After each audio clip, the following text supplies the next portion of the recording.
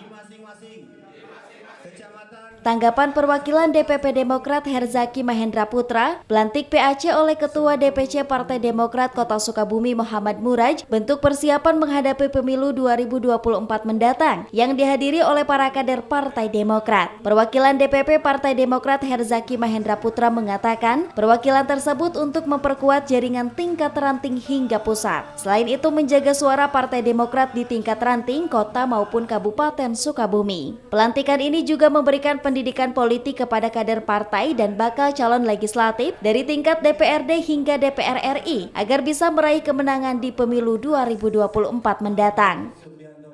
Hanya di tataran tingkat kabupaten atau kota saja, tetapi tadi ada pelantikan ya Pak, di tingkat kecamatan sampai juga tadi ada perwakilan dari ranting-ranting atau di tingkat kelurahan dan desa. Nantinya tentunya di dalam proses ya Pak, nanti kita akan sampai ke RW dan ke RT.